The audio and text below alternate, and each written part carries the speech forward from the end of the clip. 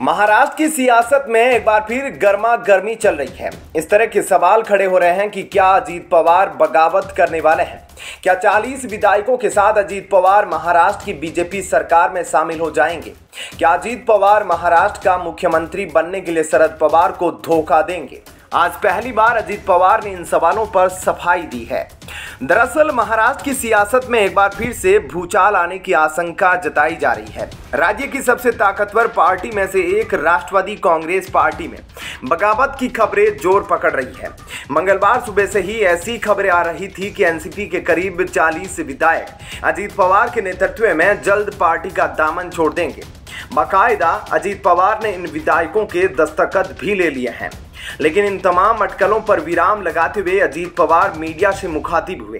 अजीत पवार ने कहा कि जो खबरें अखबारों में छप रही है, चैनलों पर दिखाई दे रही है, उसमें तथ्य नहीं है।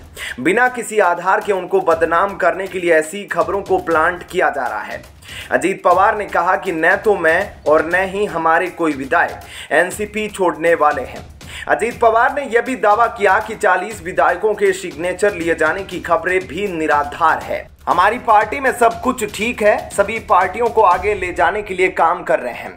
बगावत की खबरों को दरकिनार करने के लिए अजीत पवार ने शरद पवार के उस बयान का सहारा लिया जिसमें एनसीपी सुप्रीमो ने कहा था कि मीडिया तथ्यहीन खबरें चला रही है। अजीत पवार ने कहा कि आज सुबह ही शरद पवार साहब ने मीडिया में जो कहा वह आपने देखा, इन सब में कोई तथ्य नहीं है, ऐसा उन्होंने कहा। हमारे वरिष्ठ नेताओं ने कहा है, मैंने भी कहा है। यहाँ पर कुछ विधायक है, उनसे आप प्राइवेट में बात करिए कि क्या किसी को सिग्नेचर हमने लिया है।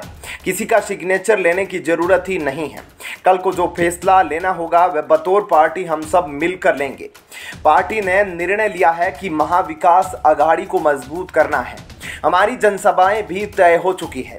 1 मई को हमारी सभा होने वाली है। अजीत पवार बगावत कर सकते हैं, इस तरह की खबरों की शुरुआत संजय राउत के उस बयान के बाद शुरू हुई थी जिसमें राउत ने कहा था कि सिल्वर ओक बंगले पर उद्धव ठाकरे के साथ हुई बैठक में शरद पवार ने कहा था कि हमारे कुछ विधायक पार्टी छोड़ सकते हैं।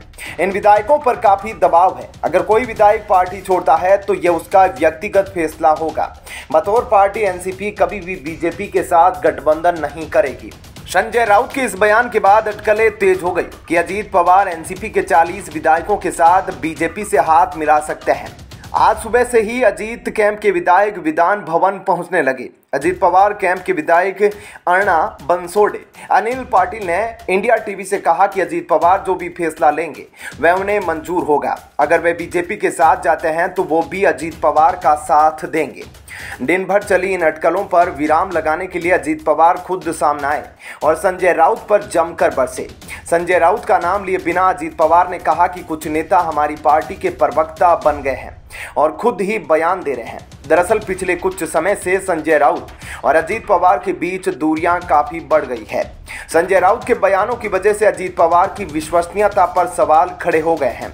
अजीत पवार ने आगे कहा कि स्वाभिमान का नारा देकर आज से 24 साल पहले हमारी पार्टी का गठन हुआ था। हम सभी मिलकर पार्टी के लिए काम करते हैं। जब तक जिंदा हूं तब तक पार्टी के साथ ही रहूंगा। क्या कहना है आपका इस खबर पर जरूर बताइएगा। धन्यवाद। जय हिंद।